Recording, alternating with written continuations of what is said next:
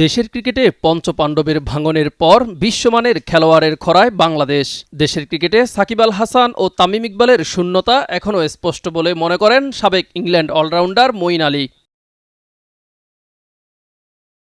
Bangladesh premier লিগে ব্যস্ত এই তারকা ক্রিকেটার সিলেট টাইটান্সের হয়ে খেলতে এসে গণমাধ্যমের মুখোমুখি হয়ে বলেন, একসময় বাংলাদেশ দলে 2 থেকে 3 জন বিশ্বমানের ক্রিকেটার ছিলেন, যাদের মধ্যে সাকিব ও তামিম ছিলেন সবচেয়ে উজ্জ্বল।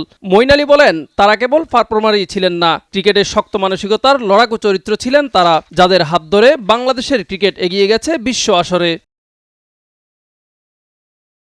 দলে ভালো ক্রিকেটারের অভাব নেই, তবে সাকিব তামিমের বিদায়ের পর বিশ্বমানের ক্রিকেটার আর দেখা যাচ্ছে না। এটিকেই তিনি বর্তমান বাংলাদেশ দলের বড় সমস্যা হিসেবে দেখছেন।